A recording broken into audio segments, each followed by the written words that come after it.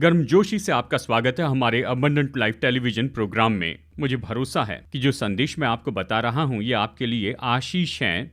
मैं आपकी ओर से सुनना चाहता हूं प्यारे दोस्तों। कृपया मेरा ईमेल एड्रेस लिख लीजिए जो अभी स्क्रीन पर दिया गया है।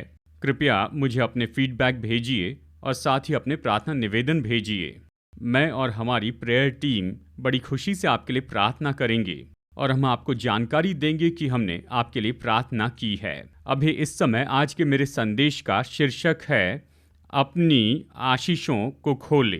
मरकुस अध्याय 16 वचन 20। और उन्होंने निकलकर हर जगह प्रचार किया और प्रभु उनके साथ काम करता रहा और उन चिन्हों के द्वारा जो साथ साथ होते थे वचन को दृढ़ करता रहा। ये वचन इस तरह से बताता है जैसे प्रभु यीशु मसीह प्रभु राज्य का प्रचार करते चले गए, यहाँ तक कि शुरू के जो चेले थे वो प्रभु राज्य का सुसमाचार प्रचार करने चले गए। एक तरफ तो उन्होंने सुसमाचार प्रचार किया और दूसरी ओर जैसे वो सुसमाचार का प्रचार कर रहे थे तो चेलों के द्वारा प्रभु ने महान काम किए। इसके बारे में कोई भी संदेह नहीं, क्योंकि 4 सुसमाचारों में हम देखते हैं कि यीशु ने उस समय बहुत से महान काम किए थे। और जब हम प्रेरितों के काम की किताब में आते हैं हम फिर देखते हैं कि शुरू के प्रेरितों ने बहुत ही महान काम किए थे। प्यारे दोस्तों, हमारे प्रभु यीशु मसीह उन्होंने तो उस समय बहुत से महान काम किए थे। मैं चाहता हूं कि आप कुछ पल देखिए और सोचिए कि वो एक आशीष क्या है जिसके लिए आप प्रार्थना कर रहे हैं, या शायद 2 आशीषों के लिए आप प्रार्थना कर रहे हैं। अभी इसके बारे में ज़रा सोचिए, उसे 1 और 2 में लिखें। जैसे हम इस संदेश में आगे बढ़ रहे हैं मैं चाहता हूँ आप प्रार्थना कीजिए कि यीशु मसीह आपके हृदय में जो आशीष आप पाना चाहते उसे पूरा करें। हम यहाँ पर थोड़ा अध्ययन करेंगे कि ये सारी आशीषें किस बारे में हैं। जब आदम और हव्वा ने पाप किया तो सारी मानव जाति तो बंधन में चली गई, शारीरिक, भावनात्मक और आत्मिक भी। और इन बंधनों ने हमें बहुत सी समस्याओं में लाकर रख दिया है। प्यारे दोस्तों, जैसे हम अपने मसीह जीवन में आगे बढ़ते हैं इसमें से ऐसे कुछ बंधन या ऐसी कुछ समस्याएं वो परमेश्वर के अनुग्रह के द्वारा हल की जाती हैं, लेकिन हमारे पूरे जीवन में कुछ न कुछ समस्याएं होती हैं या कुछ बंधन होते हैं जो कि बहुत बहुत मुश्किल हो जाते हैं। किसी कारण से उन समस्याओं के लिए कोई उत्तर नहीं आता है तो हमें क्या चाहिए? आशीष चाहिए। देखिए, आशीष तो ये है कि परमेश्वर की सामर्थ आपकी समस्याओं में खोली जाती है और फिर उसके द्वारा वो आशीष देती है। हम इसे कहते हैं मेटाफिजिकल इवेंट ऑफ गॉड।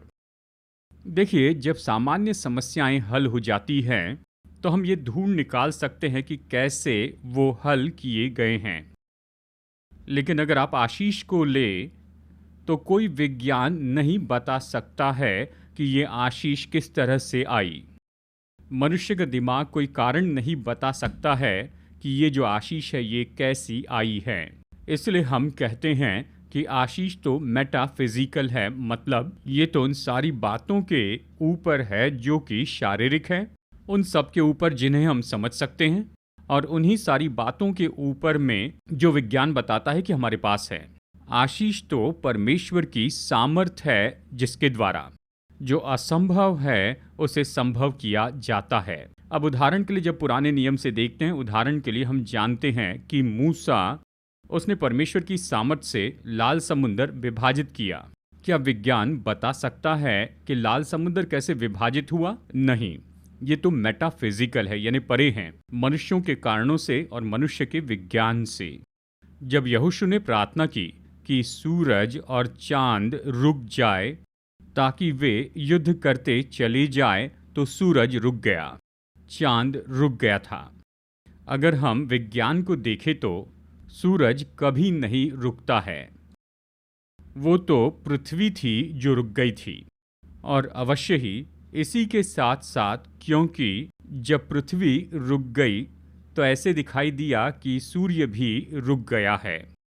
बात तो यही थी। क्या कोई पृथ्वी के इस घूमने को रोक सकता है? नहीं, असंभव है।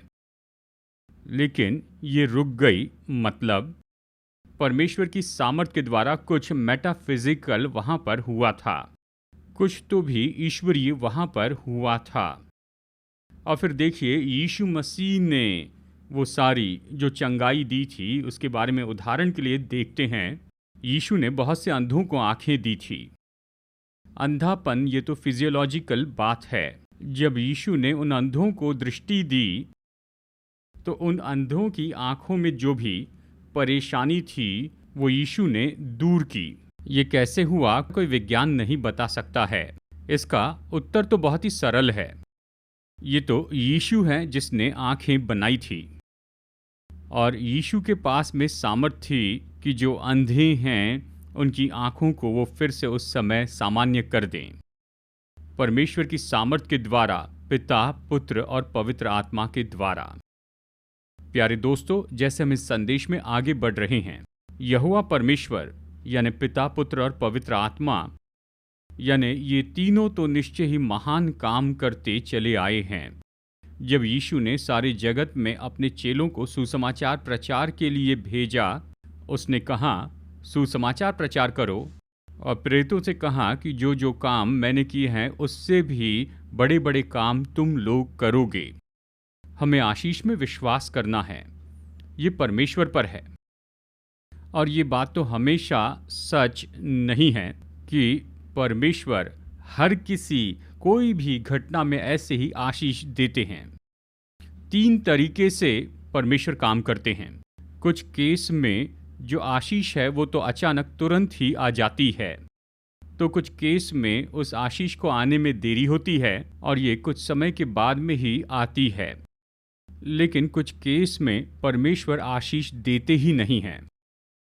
तो हमें इन 3 बातों को मन में रखना है। ये प्रभु पर है, उसकी इच्छा पर है, उसके वचन पर आधारित। तो चलिए मैं आपको बताता हूँ ऐसे कुछ खास क्षेत्र जिसमें परमेश्वर ने महान आशीष दी थी। पहला क्षेत्र कि यीशु ने लोगों को चंगाई दी। हम पुराने नियम में ये देखते हैं और नए नियम में इसे यीशु के साथ होते हुए और ज़्यादा देखते हैं। यीशु ने लोगों को शारीरिक चंगाई दी थी। जो लंगड़े थे उन्हें उसने चंगाई दी, जो बहरे थे उन्हें चंगाई दी, जो बीमार थे उन्हें, और जो अंधे थे उन्हें। और यहाँ तक कि यीशु ने उस स्त्री को चंगाई दी जिसे लहू बहने का रोग था। दोस्तों, जैसे कि आप ये संदेश सुन रहे हैं, ये मेरी प्रार्थना है और ये आपकी भी प्रार्थना हो कि आप जीवन में संघर्ष में से होकर जा रहे हैं। ऐसे संघर्ष जिसके लिए आपको इस संसार में कोई उत्तर नहीं मिल रहा है। अगर आपके इस संघर्ष को केवल आशीष ही चाहिए, प्रार्थना करते रहिए। मैं आपको बताऊंगा किस तरह से ये आशीष सच में आती है।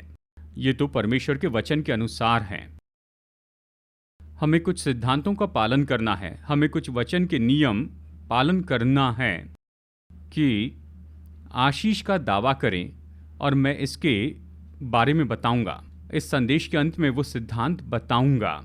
फिर ये दूसरा क्षेत्र है जिसमें हमें आशीष चाहिए, और वो है कि उस आशीष के द्वारा हमारी कोई ज़रूरत पूरी होती है। उदाहरण के लिए, पुराने नियम में हन्ना को एक बेटा चाहिए था और परमेश्वर ने उसे दिया महान आशीष यानी शमूएल। और नए नियम में जकरिया और इल्शीबा को एक बेटा चाहिए था और परमेश्वर ने प्रतिज्ञा की, और फिर यूहन्ना बपतिस्मा दाता का जन्म हुआ। जैसे इस्राएली लोग जंगल में यात्रा कर रहे थे, उन्हें पानी चाहिए था और परमेश्वर ने चट्टान द्वारा उन्हें पानी दिया। और इस्राएलियों को जंगल में भोजन चाहिए था।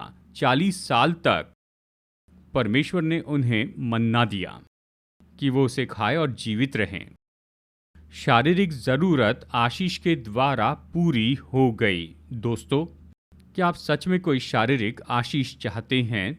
मैं जानता हूं कि आप अपने जीवन की ज़रूरत के लिए प्रार्थना कर रहे हैं। किसी कारण से वो आशीष नहीं खोली गई है, पर ये आशीष के द्वारा खोली जाएगी और मैं आपको बताऊंगा कैसे। और फिर आशीष की तीसरी कैटेगरी है और वो है भावनात्मक आशीष। जानते हैं, जब यीशु सेवकाई और प्रचार कर रहे थे, यीशु ने भावनात्मक रीति से जो बीमार थे उन्हें चंगाई दी। उसने तो बहुत से लोगों में से दुष्टात्माओं को निकाला जो कि भावनात्मक समस्या थी। यीशु ने दुखी लोगों के जीवन में उन्हें आनंद दिया। जो लोग निराश थे उन्हें यीशु ने प्रोत्साहित किया, और जो लोग हारे हुए थे उन्हें यीशु ने विजय दी। और जिनके जीवन में कोई आशा नहीं थी उन्हें यीशु ने आशा दी। और इन सारी बातों का संबंध तो मन और भावनात्मक क्षेत्र से ही है। यीशु तो निश्चय ही लोगों के जीवन में भावनात्मक आशीष देना चाहते हैं। ये महत्वपूर्ण बात है। जानते हैं, हमारा मन तो बहुत सी नकारात्मक भावनाओं से जाता है और कोई भी उन नकारात्मक भावनाओं के साथ में ज़्यादा समय नहीं रह सकता है। अगर ऐसा करे तो क्या होगा? ये जो नकारात्मक भावनाएं हैं ये तो हमारे मन पर और हमारे दिमाग पर बहुत ज़्यादा प्रभाव डालेंगे। और अगर इन नकारात्मक भावनाओं से व्यवहार नहीं किया जाए, दोस्तों, इस समय आपकी भावनात्मक ज़रूरत क्या है?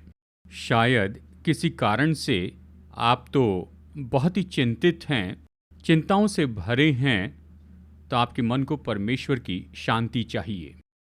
और ये तो आशीष के द्वारा ही आती है। और मैं आपको बताऊंगा कि यीशु अभी भी कैसे अपनी आशीष दे रहे हैं संसार के करोड़ों और करोड़ों लोगों के जीवन में। और वो आपके जीवन में भी आशीष दे सकते हैं। और फिर आशीष का एक और भाग है और वो तो ये है, वो तो आत्मिक आशीष है। और सबसे उत्साहित करने वाले और महत्वपूर्ण और आशीषित आशीष तो आत्मिक रीति से है कि कोई व्यक्ति नया जन्म प्राप्त करता है। वो अपने हृदय में नया जन्म प्राप्त करते हैं। क्या आप जानते हैं कि आपके परिवार में ऐसा कोई है जिनका उद्धार नहीं हुआ? वो अभी भी पाप में जी रहे हैं, सांसारिक मार्गों में, प्रभु वचन के विरुद्ध में, और शायद उस व्यक्ति के उद्धार के लिए आप प्रार्थना कर रहे हैं। यीशु अभी भी लोगों को उद्धार देना चाहते हैं। उद्धार यानी नया जन्म, ये तो हृदय का नया बनाए जाना है। हमारे जीवन में एक और आत्मिक आशीष हमें चाहिए और वो है कि हम आत्मिक ज्योति प्राप्त करें। आत्मिक रीति से हमारी आंखें खुल जाएं, आत्मिक रीति से हमारी आंखें प्रकाश पाएं।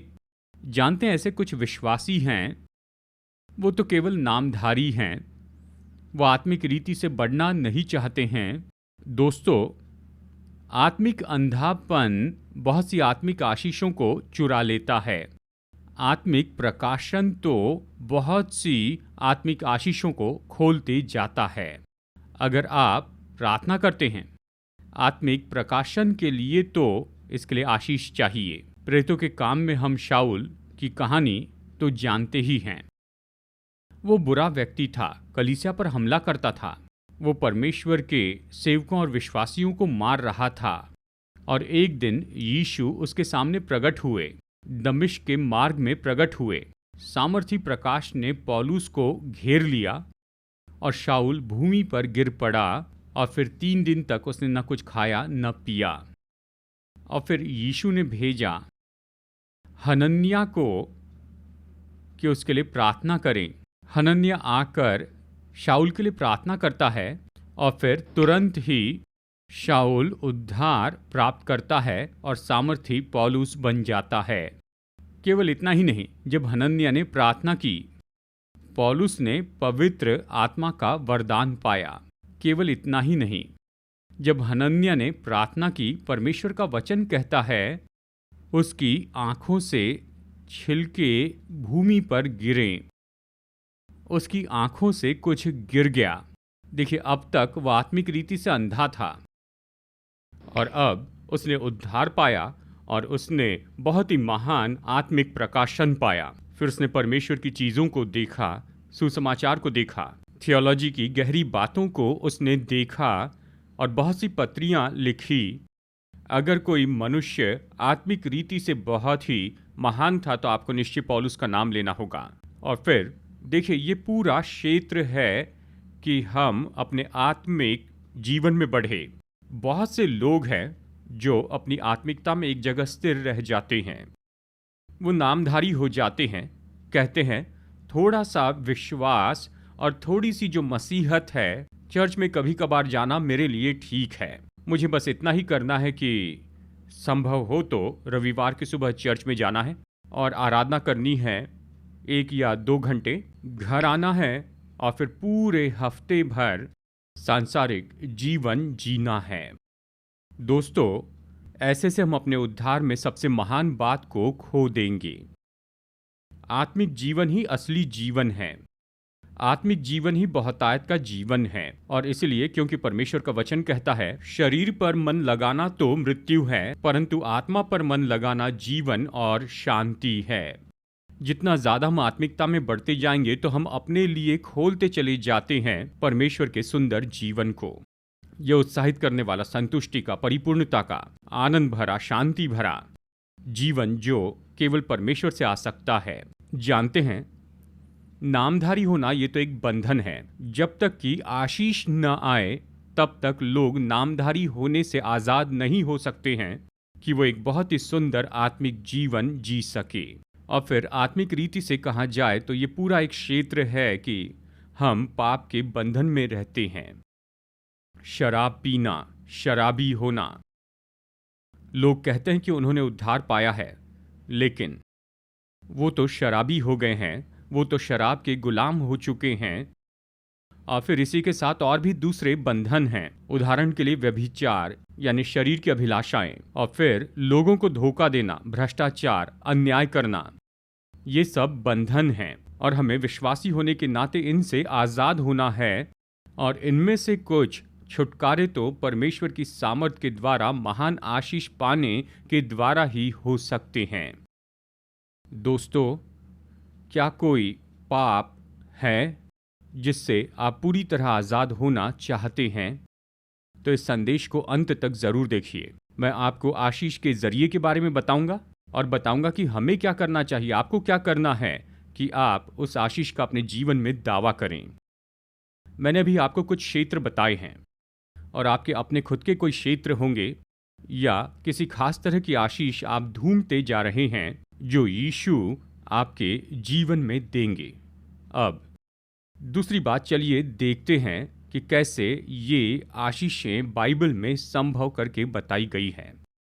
पुराने नियम से हम सब लोग ये जानते हैं, पुराने नियम की सारी जो आशीष हैं वो तो यहोवा परमेश्वर की सामर्थ के द्वारा ही मिली हैं। चाहे ये भविष्यवक्ताओं के द्वारा मिली या फिर याजक के द्वारा मिली, चाहे राजाओं के द्वारा मिली या फिर शायद किसी साधारण विश्वासी के द्वारा ही मिली हो, परमेश्वर की सामर्थ के द्वारा।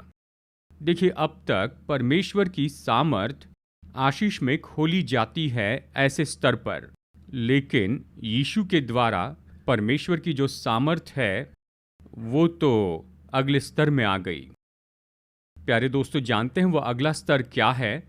यीशु ने क्रूस पर मानव जाति के पाप के लिए प्रायश्चित करने के द्वारा उसने महान सामर्थ खोली है। मत्ती अध्याय 20 वचन 28 में देखिए, जैसे कि मनुष्य का पुत्र वो इसलिए नहीं आया कि उसकी सेवा टहल की जाए, परंतु इसलिए आया कि आप सेवा टहल करें और बहुतों की छुड़ौती के लिए अपने प्राण दे। इसे थियोलॉजी में रैंसम थियरी कहते हैं। इसका सरल अर्थ ये है, पाप ने लोगों को बंधन में रखा है, पाप ने मनुष्यों को समस्या में डालकर रखा है, पाप ने मनुष्य को परेशानी में रखा है, पाप ने मनुष्य को शैतान के बंधन में रखा है।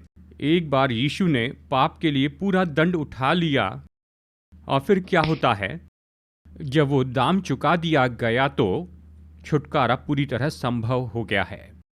एक बार जब वो दाम चुकाया गया परमेश्वर की सामर्थ यीशु मसीह के द्वारा, उसके क्रूस के द्वारा खोली गई। पहला कुरिन्थियों अध्याय 1 वचन 18। क्योंकि क्रूस की कथा नाश होने वालों के निकट मूर्खता है, परंतु हम उद्धार पाने वालों के निकट परमेश्वर की सामर्थ है। यीशु मसीह का क्रूस, यीशु मसीह का पुनरुत्थान, और उसने परमेश्वर की महान सामर्थ को खोल दिया है। और बस इसी कारण से यीशु ने अपने शुरू के प्रेरितों को आज्ञा दी और कहा, सारा अधिकार, आकाश और पृथ्वी का सारा अधिकार मुझे दिया गया है। कौन सा अधिकार, कौन सी सामर्थ? ऐसी सामर्थ वो यीशु के क्रूस और उसके पुनरुत्थान के द्वारा ही है।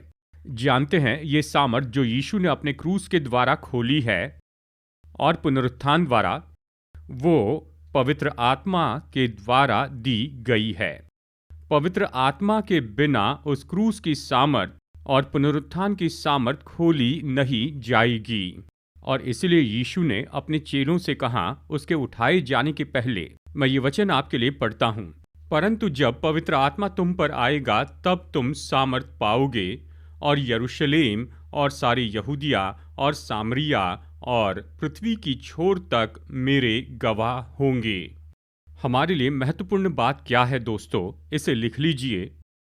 चाहे आप परमेश्वर के सेवक हो या फिर आप यीशु पर विश्वास करते हो, हमें तो निश्चय ही प्रतिदिन पवित्र आत्मा से भरते चले जाना है। इसका सरल अर्थ है, पवित्र आत्मा हम में रहता है और हम जितना ज़्यादा उसे समर्पित हो जाते हैं, उतना ज़्यादा वो हमारे जीवन पर नियंत्रण करता है, तो हम पवित्र आत्मा से भर जाते हैं। कुछ लोग तो पवित्र आत्मा से भरे जाने के लिए ऊपर देखते हैं।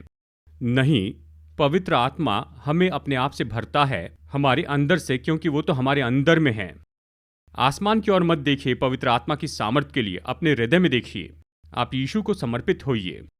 आप में जो पवित्र आत्मा, उसको समर्पित हो। जितना हम समर्पित होंगे, उतना ज़्यादा पवित्र आत्मा हमारे जीवन पर नियंत्रण करेगा, हमारे हृदय पर और सारी बातों पर। फिर वो अपनी सामर्थ खोल देता है। अगर आपको अपने जीवन में आशीष चाहिए, पवित्र आत्मा की भरपूरी के लिए प्रार्थना कीजिए, पवित्र आत्मा में बढ़ने के लिए प्रार्थना कीजिए। और फिर बाइबल में ऐसे बहुत से काम हैं जो हमें करने चाहिए कि हम आशीष प्राप्त करें।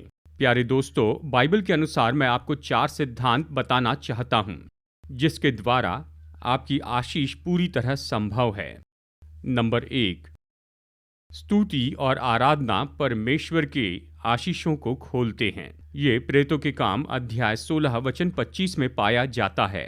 आधी रात के लगभग पौलुस और सिलास प्रार्थना करते हुए परमेश्वर के भजन गा रहे थे और बंधुएं उनकी सुन रहे थे। तब क्या हुआ? क्रूस की वो महान सामर्थ खोल दी गई। पवित्र आत्मा के द्वारा बड़ा भूकंप आया, उनके बंधन गिर गए और फिर वो बड़ी आज़ादी से चलते हुए निकले कि वापस प्रचार करने लग जाएं। अगर आपको प्रभु से आशीष चाहिए तो ज़्यादा समय प्रभु की स्तुति कीजिए, प्रभु की सराहना करें, उसकी आराधना करें। स्तुति आराधना परमेश्वर की सामर्थ खोलती है। नंबर 2, अपनी आशीष खोलने के लिए प्रभु यीशु मसीह के नाम में विश्वास कीजिए। मत्ती अध्याय 9 वचन 22। वहाँ पर एक स्त्री थी जिसे लहू बहने की परेशानी थी। वो पीछे से आकर यीशु के वस्त्र को छू लेती है, तुरंत ठीक हो जाती है और उसमें सामर्थ बहती है। यीशु ने फिरकर उसे देखा और कहा, पुत्री, ढाढ़स बांध, तेरे विश्वास ने तुझे चंगा किया है। किस में विश्वास? यीशु के नाम में विश्वास। यीशु मसीह के नाम में विश्वास ये खोलता है क्रूस की सामर्थ और पुनरुत्थान की सामर्थ, और वो भी पवित्र आत्मा की सामर्थ के द्वारा। तीसरा सिद्धांत, प्रार्थना और उपवास। मत्ती अध्याय 17 वचन 21। आप उस आशीष के लिए प्रार्थना करते जाइए, और अगर आप काफ़ी समय तक उस आशीष को नहीं पाते हैं तो अगला कदम उठाइए, उपवास शुरू कीजिए। उपवास और प्रार्थना ये परमेश्वर की महान सामर्थ खोलती है। हम पूरी बाइबल में इसे देखते हैं। जब लोगों ने मुश्किल समस्याओं का सामना किया तो उपवास और प्रार्थना की और परमेश्वर की महान सामर्थ उनके लिए खोली गई। और चौथी बात, पश्चाताप करना है और परमेश्वर को समर्पित हो जाना है। दूसरा इतिहास अध्याय 7 वचन 14। तब यदि मेरी प्रजा के लोग जो मेरे कहलाते हैं दीन होकर प्रार्थना करे और मेरे दर्शन के खोजी होकर अपनी बुरी चाल से फिरे, तो मैं स्वर्ग में से सुनकर उनका पाप क्षमा करूंगा और उनके देश को ज्यों का त्यों कर दूंगा। इस तरह ये कहता है। यहाँ पर 2 आज्ञाएं हैं। अपने बुरे मार्ग से फिर जाएं, हर एक पाप से फिर जाएं, पश्चाताप करें और यीशु के पास में आएं, अंगीकार करें और उसकी क्षमा पाएं और उसकी सामर्थ को खोजिए ताकि आप इस गलती को बार बार न दोहराएं। और उस पश्चाताप के बाद में परमेश्वर का वचन कहता है खुद को दीन करे, प्रभु को समर्पित हो। यही आज्ञाकारिता है, परमेश्वर के वचन के लिए आज्ञाकारिता। जानते हैं इन दिनों में उन्होंने इन सारी आशीषों का मजाक उड़ाकर रखा है हर जगह पर, लेकिन मैं सरल शब्दों में बताता हूं, पूरी तरह वचन से ही मैं अपने प्रचार और शिक्षा को मजबूत थियोलॉजी पर आधारित रखता हूं। आशीषें मिलती है इन 4 बातों के द्वारा: स्तुति, आराधना, यीशु के नाम में विश्वास, उपवास और प्रार्थना, और चौथा तो बहुत बहुत महत्वपूर्ण है, पश्चाताप करें और फिर जाएं और पाप को छोड़ दें और यीशु को समर्पित हो जाएं और परमेश्वर के वचन के अनुसार जिएं। दोस्तों, अगर आप ये निर्णय लेना चाहते हैं अपनी आशीष पाने के लिए, कृपया इस प्रार्थना में मेरे साथ में जुड़ जाइए। स्वर्गीय पिता, हमारे प्रभु और उद्धारक यीशु मसीह और पवित्र आत्मा, अभी बहुत से लोगों ने इस संदेश को सुना है प्रभु। अभी इस समय ये अपने जीवन में आशीष के लिए प्रार्थना कर रहे हैं। यीशु, हम आपके पास में आते हैं वचन के अनुसार और इस आशीष के लिए सिद्धांतों का पालन करते हैं। हम आपके नाम में विश्वास करते हैं, आपके प्रायश्चित में विश्वास करते हैं, आपके पुनरुत्थान में विश्वास करते हैं, पवित्र आत्मा की सामर्थ्य में विश्वास करते हैं और आपके पास आते हैं स्तुति और आराधना में, और आपके पास आते हैं आपके सामर्थी नाम में विश्वास करते हुए, और उपवास और प्रार्थना के साथ आपके पास आते हैं और हम पश्चाताप करते हुए और आपके वचन के लिए समर्पित होते हुए आपके पास आते हैं। अभी इस समय मैं प्रार्थना करता हूँ, पवित्र आत्मा, क्रूस की सामर्थ आप खोलिए, पुनरुत्थान की सामर्थ खोलिए और अपने लोगों को इस समय अपनी महान आशीष के द्वारा छू लीजिए इन सारे भागों में जो कि आपने संदेश में हमें सिखाए हैं। इस सामर्थी आशीष को आप इन लोगों पर खोलिए, क्योंकि अभी मैं प्रार्थना करता हूँ यीशु के सामर्थी नाम में। मैं प्रार्थना करता हूँ और इन आशीषों को खोलता हूँ यीशु मसीह के सामर्थी नाम में। शारीरिक, भावनात्मक और आत्मिक रीति से इन्हें विशेष करके आशीष दीजिए प्रभु। मैं आपके बहुमूल्य हाथों में इन्हें सौंपता हूँ और हमारे उद्धारकर्ता और प्रभु यीशु मसीह के नाम में ये प्रार्थना मांगता हूँ, आमीन। दोस्तों, मैं भरोसा करता हूँ कि जो संदेश आपको दिया गया है ये आपके लिए आशीष है। मैं आपकी प्रार्थनाएं चाहता हूँ, आपकी सहायता चाहता हूँ। आज मैं परमेश्वर का वचन 4 भाषाओं में प्रचार करता हूँ, हिंदी, इंग्लिश, तेलुगु और मलयालम में, और इन सभी प्रोग्राम को बनाने के लिए बहुत ज़्यादा खर्च होता है। तो कृपया मेरे लिए और इन प्रोग्राम के लिए प्रार्थना कीजिए, और साथ ही अगर आप भेंट राशि भेजना चाहते हैं तो कृपया इन सारी जानकारी को नोट कीजिए जो अभी आपके स्क्रीन पर आएगी। आप अपनी भेंट राशि भेज सकते हैं इस QR कोड के माध्यम से। कृपया आप इसका स्नैप लीजिए या फिर इसकी फ़ोटो लीजिए, और साथ ही आप ऑनलाइन के द्वारा भी भेज सकते हैं या आप मनी ऑर्डर के माध्यम से भी भेज सकते हैं। कृपया नोट कीजिए जो डिटेल्स मैं आपको दे रहा हूं, और इसके माध्यम से आप हमारी सहायता कीजिए। जैसे मैं परमेश्वर का वचन प्रचार करना और सिखाना चाहता हूं पूरे संसार के लाखों लाखों लोगों को, और जब आप लोगों को परमेश्वर का वचन बांटते हैं और जब वो आशीष पाते हैं तो यीशु आपको आशीष देंगे। तो चलिए अभी बेनेडिक्शन लेते हैं। अब हमारे प्रभु यीशु मसीह का अनुग्रह, पिता परमेश्वर का प्रेम और पवित्र आत्मा की संगति इन सब के साथ बनी रहे जिन्होंने वचन सुना है, और उनके साथ भी जो इस सेवकाई में सहायता करते हैं, अब और सदा सदा के लिए, आमीन।